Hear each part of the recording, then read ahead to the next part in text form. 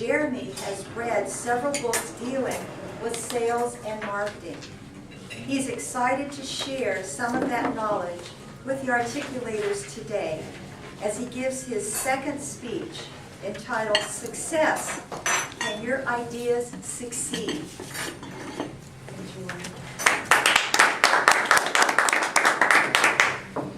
Madam Toastmaster, ladies and gentlemen, you probably don't know it, but you all suffer from the curse of knowledge, and it's hampering you from communicating effectively. We know so much about what we're trying to communicate, it makes it hard for us to drill down and find the core message that people will need to understand what we're trying to communicate. It's not just a problem here at Articulators or professionally. Think about a parent trying to instill values in their children. They've got a lifetime of experience they're trying to pass on. How do you communicate that to a small child? I recommend you all read this book, Made to Stick. The authors, Chip and Dan Heath, did a lot of research, and what they found is that effective communication can be broken down into 6 attributes that effective communication has one or more of. Communications are simple, unexpected, concrete, credible, emotional, and contain stories. They broke it down into an acronym for us, SUCCESS, easy to remember. Let's look at each of these a little closer. Simple. Well, if I just left you with that, I'd be suffering from the curse of knowledge. I'm not talking about dumbing down your message. I'm not talking about creating a soundbite that doesn't really mean anything. Ideally, you're looking for something akin to a proverb. Think about the golden rule, do unto others. Very simple, right? But at the same time, very profound. It means a lot. In a real-life example, let's talk about Herb Kelleher, the CEO of Southwest, who's told his company and the world they're going to be the low-fare airline. Not a low-fare airline, but the low-fare airline. Not a lot of panache there, but it gets the point across of what Southwest is. Now let's talk a little bit about unexpected. Ideally, an unexpected message can gain your audience's attention and hold it. Let's look at the Enclave commercial. In the Enclave commercial that came out a few years back, we saw a minivan, the Enclave, and a family was piling into it. It was so beautiful, idyllic setting. They were driving through a neighborhood together, and we were hearing a voiceover about all the wonderful things, great cup holders, comfortable seats, and then as the minivan pulled out into the intersection, wham!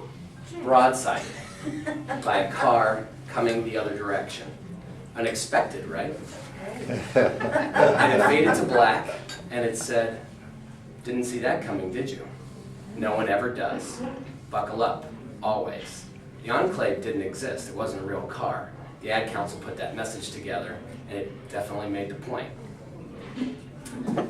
When we're talking about concrete, this may be the most important of all the attributes, according to the authors, Chip and Dan Heath, and it also may be the easiest to embrace. The curse of knowledge makes us talk in abstractions a lot of the time. For instance, a pomelo. A pomelo is the largest of all citrus fruit. It has a thick rind that is easy to peel, and the fruit is generally yellow to pinkish in color. It can be spicy sweet to very tart. Well, you might remember some of that later. But what if I had just told you this? A pomelo is a supersized grapefruit. Well, now you'll probably remember it a lot better, right? Because I spoke about something concrete, something you already had some knowledge about, a grapefruit. Well, most of you have seen a grapefruit. So speaking in concrete terms will really help people remember your message, and it may be the most important, so remember to keep your message concrete. Credible. How do we make our messages credible? It's easy for someone like Bill Gates, for instance, to speak credibly on computers, but when we're talking about credibility in our own, we need some help. So maybe we can use some statistics, but be careful with statistics. You need to interpret them. For instance, I could tell you, a bag of popcorn popped in coconut oil, it contains 37 grams of fat. Okay, well that's a lot, but what does that really mean? Well, what if I told you that basically means eating a bag of popcorn cooked in coconut oil is the same as eating a bacon and eggs breakfast, a Big Mac and fries for lunch, and steak dinner with all the trimmings, all in one bag. Well, now that's a statistic that means something to you, doesn't it? You'll remember what that bag of popcorn means. Another good way to credentialize your argument, your message, is testable credentials. What does that mean? It means that your audience can actually test what you're saying. Ronald Reagan, in his debate with Jimmy Carter, could have used a lot of statistics when proving that Jimmy Carter wasn't doing his job. He didn't do that. He asked the audience, are you better today than you were 4 years ago? Well, the audience could think right away, no, they weren't better today than they were 4 years ago.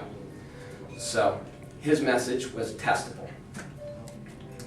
Moving on, let's talk a little bit about emotional. Emotional can include many things, but really you're trying to appeal to someone's emotions not just to push their buttons, but to make them care about your message. If they care about your message, they'll act. How do we get them to care, though? There are many different ways, but some 3 key ways are to apply to someone's self-interest. If you buy my car, you'll save money. Okay, so money, greed, or not even greed, but just self-interest in wanting your money, or your identity. This is an American car. Oh, well, I'm an American. Maybe I should buy that car.